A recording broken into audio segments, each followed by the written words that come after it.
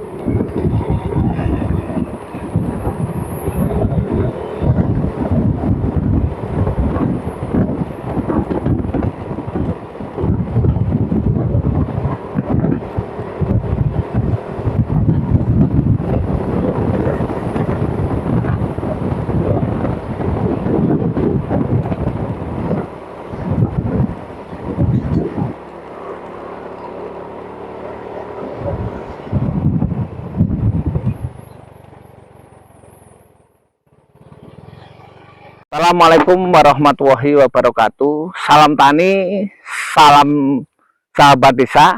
Kali ini kelompok tani Ngudi Rahayu 2 Dusun Kalibening, Desa Kebon Dalem akan melakukan panen kopi.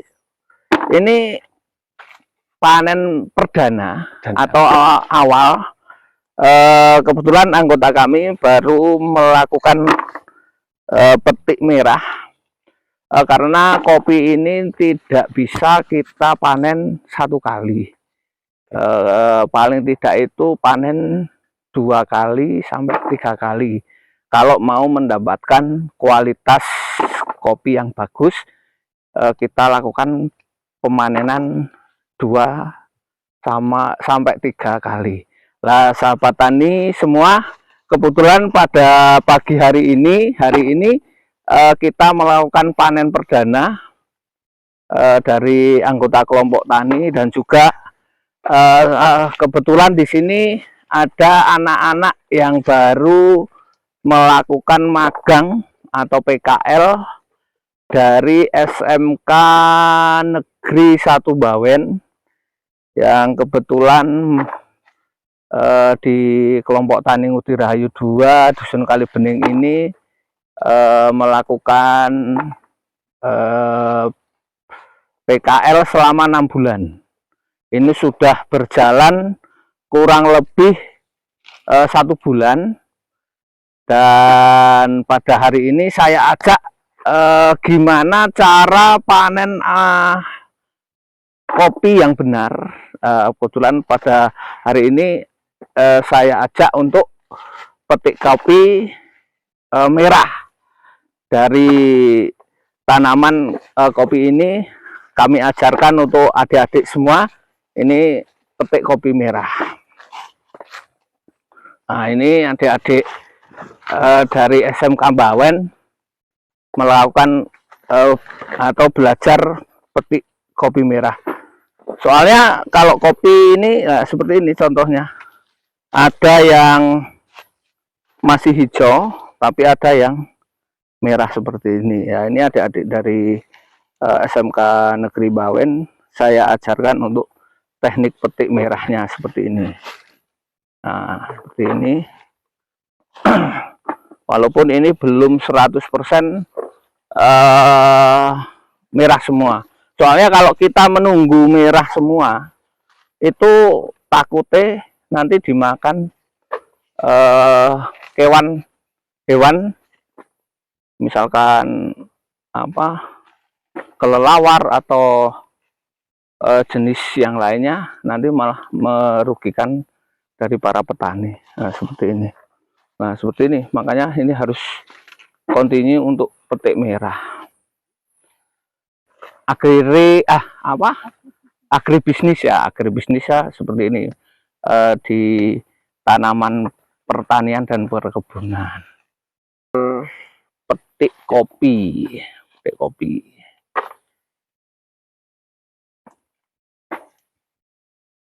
Oke, Pak Kadus. Ya. Ini sebenarnya umur buah kopi itu dari buah sampai panen itu berapa bulan, Pak? Oh, dari bunga? Iya. Dari bunga sampai panen ini kurang lebih 8 bulan. Oh, 8 bulan lama. Juga ya. Oke. 8, kadang 8 lebih lah. Gitu ya. Tergantung, kadang jenis kopi itu kan macam-macam. Oke. Walaupun jenis kopi Arabica maupun Robusta, tapi kan Arabica maupun Robusta itu kan ada jenisnya lagi. Makanya kalau yang jenis seperti ini memang merahnya lama, walaupun ini kena sinar matahari langsung, tapi proses masaknya atau merahnya itu beda dengan yang lain. Tapi luar biasa ini, kalau yang jenis ini luar biasa untuk buah kopinya. Oh, memang beda-beda ya. Ada yang mungkin tidak sampai 8 bulan sudah merah. Gitu. Untuk ini, Pak, ini jenis apa ini, Pak? Ini kalau di tempat kami ini namanya Tugusari. Oh, gitu. Ya, jenis. Maksudnya? Ini teknik sambungnya Tugusari. Oke. Kalau jenisnya ini kopi 308 atau berapa? Saya lupa ini. Oke. Bisa dijelaskan, Pak Kadus? Tugusari itu sing kepiye gitu loh. Tugusari itu kopi yang diambilkan yaitu dari pang atau istilahnya ranting raja. Ranting raja itu contohnya seperti ini, Pak. Nah, ini ranting raja ini seperti ini. Nah, ini kalau diambil, diambil untuk mata entres, ini bagus yang seperti ini. Dan untuk nyambung maksudnya? Ya, untuk nyambung. Dan nanti hasilnya akan seperti ini. Ranting raja. Oke. Ya, ranting raja. Terus gini, ketika disambung itu kan butuh tanaman induknya. Ya. Itu tanaman induknya jenis apa ini? Oh, kalau tanaman induknya, batang pokoknya yang bawah, itu sembarang sih. Sembarang ya. Yang penting kuncinya satu, itu sudah sudah besar, terus sehat, yang jelas ini sehat. Berarti ini udah berumur kayaknya ya, Pak? Wah, ini udah umur 25 tahunan lebih. Karena ini kan sudah tua. Soalnya kalau kopi itu semakin tua itu semakin bagus, asal sehat. Nah, teknik Tugusari ini mungkin bisa dipahami untuk teman-teman petani kopi. Jadi menggunakan pohon utama ini yang usia berpuluh tahun, kemudian dipangkas memang setinggi sekitar 175 cm ya, atau nek wong Jawa ngomong sak dedeki dewi gitu ya. Nah, kemudian disambung dengan ranting raja, tadi udah dijelaskan. Nah, sambungan ini dari sini, sambungan ini kelihatan dari sini. Kemudian dia akan bertunas, ya, bertunas banyak. Ini diambil dari 3 tunas ya, berarti Pak? Ya. Sekitar 3 tunas ya. Ya. Kemudian dia akan bercabang banyak di atas sana dan biasanya diambil 5, 6 sekitar itu. Nah, bentuknya juga akhirnya keren sekali, seperti payung ya, Pak? Ya. Jadi ketika panen, pohon ini dipastikan memanennya gampang sekali karena sudah disetting dari awal, ketinggiannya sekitar 175. Ini kalau kita berdiri persis, nah segini. Nah, ini keren sekali, mungkin baru ada di Kali Bening ini, karena kemarin saya sempat agak survei kemana-mana, doeman ketika untuk pruning. Ya. Nah, yang terjadi nih, orang-orang desa nih, masih mindsetnya pokoknya tandur, subur, menjalar kemana-mana, woi akeh, ternyata kurang optimal. Kurang optimal. Mending itu kalau pengalaman dari teman-teman petani di kelompok tani Ngudi Rahayu 2 di tempat kami itu gimana caranya, yang satu petik itu atau panennya itu mudah. Nih ya. Terus perawatannya itu juga mudah. Terus hasilnya bisa maksimal. Nah, contohnya seperti ini. Jadi ini salah satu petani kami kan lebih mudah ini untuk panennya. Jadi panen gampang sekali. Ketinggiannya segitu, tapi buahnya wow, optimal guys. Nah,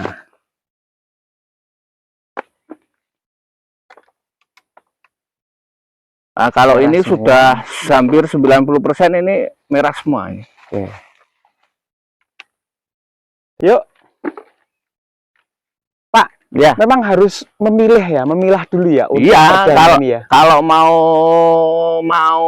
kita mendapatkan hasil yang istimewa, kopi yang grade A, itu memang harus petik merah seperti ini. Memang yang hijau memang saya suruh tinggal dulu. Jadi ada part 2, part 3 untuk memanen gitu ya? Ya. Soalnya kalau di tempat kami itu yang kami utamakan itu kan kualitas, Pak. Apa sih kok harus yang merah dipetik? Ya, yang hijau nggak diikutin, kenapa? Nanti kualitas atau warna kopi ini nanti ada bedanya, Pak. Oh, kalau hijau sama hitam sama merah, maaf. Itu nanti ada perbedaannya di OC-nya kopi. Gitu ya. Nih, yang paling keren memang ini sangat keren untuk literasi. Jadi ketinggian saat memanen ini pas setinggi kepala kita ya. Jadi nggak perlu ngeranggeh kita. Wah, kalau petani zaman dulu kan ditanam yang tinggi. Jadi yang hebat memang di sini Pak, siapa Pak yang ahlinya kemarin? Pak Pon. Ini kan ini sudah usia 20 tahun. Terus ini dulu, jadi ini kalau sebenarnya orang-orang desa juga tanaman kopinya sebesar ini ya Pak ya? Iya, cuman kalau kopi itu kan asal sehat, itu kan bisa berpuluh-puluh tahun. Ya, karena ini sudah regenerasi berapa ini? Ini 1, 2. Ini kan sudah beda regenerasi ini. Jadi teman-teman petani kopi di desa ini untuk literasi jenengan semua, pangkas saja ketika ingin menghasilkan buah yang optimal. Pangkas ini persis 160-an kalau segini. Ya. Kemudian disambung di sini 2 tahun kayaknya kemarin menurut Pak Mul. Ini 2 tahun, ini usia 2 tahun, sudah hasil panennya sudah luar biasa. Cabangnya seperti ini ya, jadi membentuk payung, tidak ada yang ke atas. Nah, ya hasilnya seperti ini. Kalau dari jauh nih, wow, keren. Terus hama semut ini tidak begitu banyak kalau dibikin teknik seperti ini. Ini kebanyakan yang di desa-desa itu kan kopinya muah menjulang tinggi, ketika panen bingung. Ya. Kalau buahnya sedikit, nggak apa-apa. Ketika banyak itu kan ditelung-telungnya akhirnya coklat juga. Terus kalau yang dulu-dulu itu kan daunnya yang lebat, tapi buahnya tidak ada.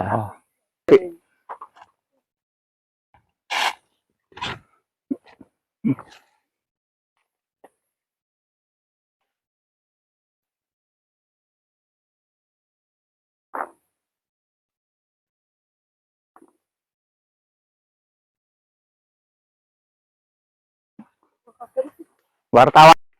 Oke, Pak, lah ini kan ketika pembesaran buah sampai dengan panen itu 8 bulan.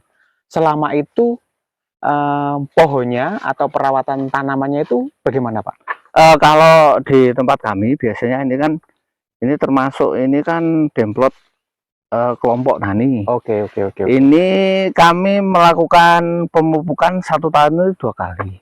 awal hujan sama sama akhir mau hujan itu. Pupuknya apa itu, Pak? Kalau saya pakai yang subsidi, Pak. Oh, subsidi. Ya, Okay. misalkan di tempat kami ini kan hanya mendapat subsidi yang itu Ponska. Pupuk kandangnya pakai enggak?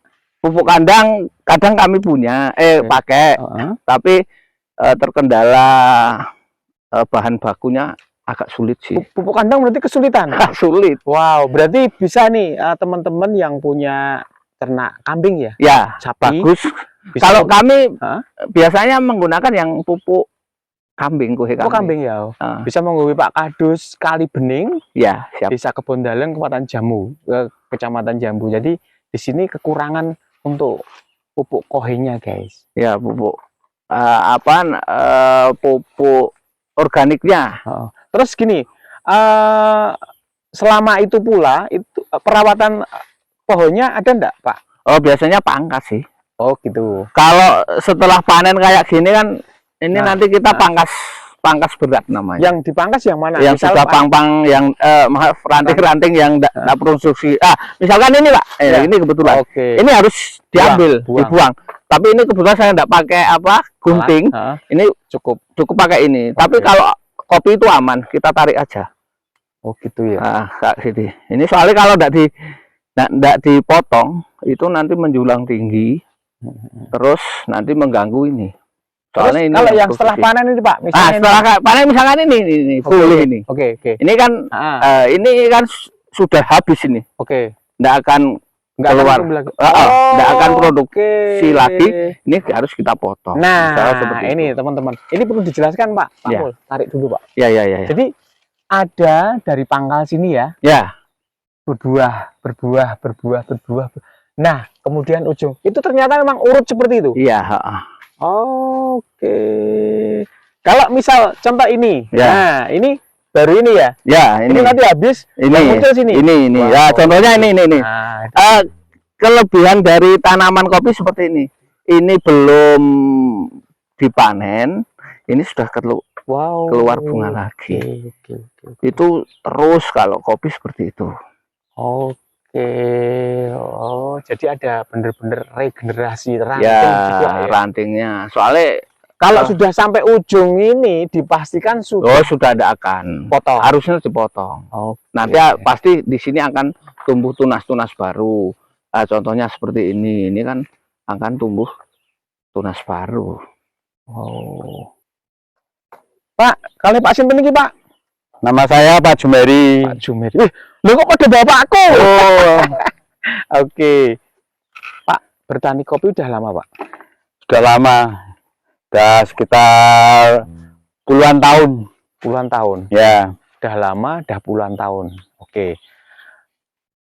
Punya pohon kopi berapa, Pak? Saya punya pohon kopi ya nggak terlalu banyak. Cuma sekitar ya 200-300 pohon. Wah, ini 200-300 pohon. Iya. Kalau pas musim panen, pernah enggak tertinggi menghasilkan berapa kilo, terendah berapa kilo, Pak?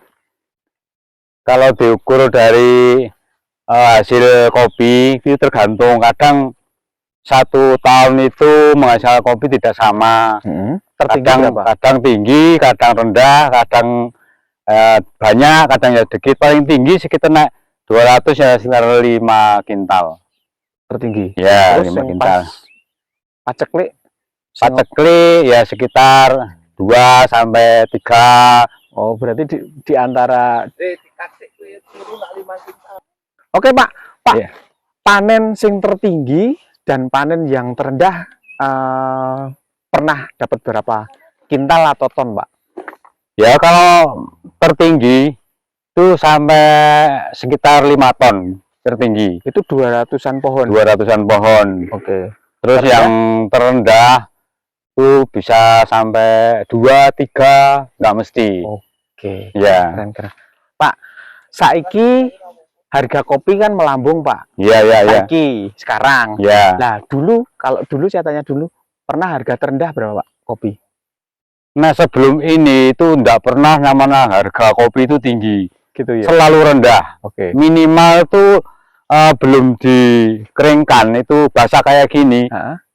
Ya sekitar 5.000 lah. 5.000 sampai 7.000 dulu ya Pak. dulu. Tadi Ya, petik kan, ya, petik seperti ini ya. Iya. Oke. Ya sekarang itu baru mulai harga menaik tinggi, terus kopinya agak laku. Oh, sekarang berapa Pak? Sekarang harga basah ya sekitaran 16. Wow. 16.000.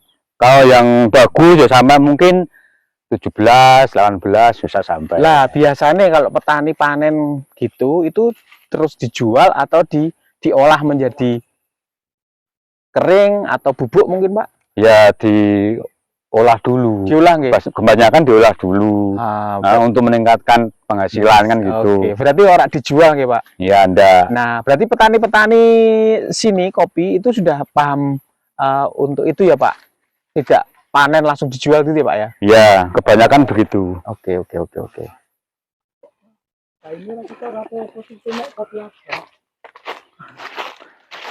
Oke, sahabat desa, sahabat tani, sahabat petani kopi spesial di tempat ini, Dusun Kalibening, Desa Kebon Dalem, Kecamatan Jambu, Kabupaten Semarang. Jadi ternyata ini saya survei ke petani langsung, petani kita sudah pinter-pinter guys. Jadi tidak dipetik kemudian dijual, tapi dipetik, diolah, dikeringkan sampai dijual kering sampai bubuk mungkin ya. Sampai bubuk ya. Sampai bubuknya. Ya, soalnya di sini juga dulu di Kecamatan Jambu itu kan digalakkan untuk minum kopi lokal. Oh gitu. Makanya tiap kelompok tani itu punya produk unggulan kopi kemasan tiap desa, bahkan tiap dusun. Oke. Bahkan di Kecamatan Jambu ini untuk bicara kopi banyak sekali pelaku kopi yang sudah menjadi saset untuk siap jual. Iya. Nah, ini perlu kami sampaikan ke petani semuanya, termasuk petani padi. Jadi, ayo kita bagaimana mengolah hasil tani itu juga menjadi kemasan-kemasan yang siap saji. Iya. Karena ini nilainya tentu sangat berbeda sekali ketika menjual seperti ini dan menjual produk yang siap saji kemasan. Yang menjadi pembeda sekali adalah satu, tentang nilai ekonomisnya. Iya. Artinya bisa dibawa kemana-mana, terus partai besar itu juga nggak ribet. Kemudian tentang harga. Nah, ini menarik sekali. Beras pun akan saya sampaikan, ojo dijual berupa padi apalagi di sistem ijon. Ayo, ojo. Karena ketika kita bisa mengelola, banyak petani padi yang ada di pedesaan itu ada personil branding bahwa berasnya Mbah Gimin kayak enak loh. Itu terjadi ya Mas? Terjadi ya. Nah, kalau kita bisa mengemas menyajikan kan alangkah kerennya padi. Nah, kopi sama. Dan kopi di sini apa Mas brandnya yang sudah muncul Mas? Ini kopi cap monggo. Monggo ya? Monggo. Oke, jadi kopi cap monggo. Salah satu bahan bakunya adalah di tempat ini. Ya. Milik siapa tadi Mas? Ini milik kelompok ini. Kelompok ya? Milik namanya kelompok Tani Ngudirayu 2. Oke. Produk olahannya juga kami itu kopi cap monggo. Itu diambil dari hewan itu yang harus dilestarikan juga. Monggo itu merusak enggak? Enggak. Oh, enggak malahan. Itu adalah hewan apa ya namanya itu untuk melindungi. Iya, melindungi hama. Wah, hewan hama. Jadi keren ini, diberi brand monggo, ternyata ada nilai yang tercantum di situ bahwa hewan monggo ini ternyata melindungi apa? Buahnya atau mungkin bunganya Mas? Ya, buah dan bunga itu gitu, biar tidak diserang. Oke. Itu sahabat, filosofi sih. Sahabat desa, sahabat kreasi, sahabat tani, selain berproduksi kopi, nah ini perlu saya sampaikan, tempat ini juga menjadi literasi untuk bagaimana budidaya kopi. Yang tempo lalu kita dikunjungi juga dari Provinsi Kalimantan Timur ya. ke lokasi ini. Jadi banyak hal yang bisa kita dapatkan untuk hasil optimal budidaya kopi. Salah satunya adalah sistem pruning. Apa tadi? Pruning ya. Tumpang Sari. Tumpang. Tidak yang nganon ya, modelnya. Modelnya Tugu Sari. Ya. Jadi di pruning, dipangkas betul setinggi 175 cm, kemudian disambung dengan apa tadi Mas? Ranting yang raja. Tentu yang pilihan ya. Ya, pilihan. Kita bisa varian pilihan tergantung ya Mas. Tergantung ya. Tergantung mau pilih jenis apa yang itu unggul, bisa dibudidayakan. Kemudian 2 tahun kemudian bisa lihat ranting-ranting itu ketika memanen begitu mudahnya. Ya. Pak Kadus, ya, apa yang mau disampaikan ke teman-teman kelompok dulu? Oke, kalau pesan kami semangatlah untuk menjadi petani. Oke. Soalnya petani itu katanya kotor ya. Tapi kalau kita nikmati, kalau kita resapi, insya Allah akan mendapatkan hasil yang sempurna. Misalkan emasnya itu sepatu, tapi kami pakai sandal, pakai topi seperti ini. Karena kami menyombongkan diri. Petani itu duitnya raketok. Oke. Nak kon tuku motor kadang ora gelem, tapi nak tonggone kon bayar tekali, insya Allah. Wah, luar biasa. Mesti petani ya? Gitu. Oke. Ini untuk internal. Sekarang yang mau disampaikan ke teman-teman yang ada di luar sana, Mas. Oke. Teman-teman petani semua, khususnya untuk para petani milenial, galilah potensi yang ada di tempat kalian. Itu pasti ada, pasti banyak. Misalkan tanaman apa saja, di tempat kami adalah tanaman kopi. Ini kami mengajak untuk para petani untuk mengolah lahan yang kurang produktif untuk menjadi produktif. Misalkan dari tempat kami banyak-banyak anak-anak PKL itu kami memberi motivasi. Inilah ternyata jadi petani itu lebih asik, lebih nyaman. Tingkatkan produktivitas, khususnya di tanaman kopi. Sahabat desa, sahabat tani, sahabat kreasi, terakhir saya mau sampaikan, jadi Pak Kadus Kalibening ini sekaligus menjadi supporting ya, sponsor juga. Jadi perlu kami sampaikan, sebagai tempat literasi, fasilitasi beliau di halaman rumahnya itu layak dan mampu berkapasitas sekitar 300 orang sekali untuk bagaimana ingin belajar tentang budidaya kopi dan tentunya alpukat. Karena di sini menjadi ikon kampung alpukat, satu-satunya kampung alpukat yang ada di Kabupaten Semarang yang sudah mendapat rekomendasi dari pertanian nasional. Jadi bicara bertani kopi dan bicara bertani alpukat, monggo pinarak ke sini. Kami siapkan fasilitas untuk edukasi, workshopnya sampai memanennya. Oke? Ya. Salam tani, bertani untuk negeri. Wassalamualaikum warahmatullahi wabarakatuh. Waalaikumsalam.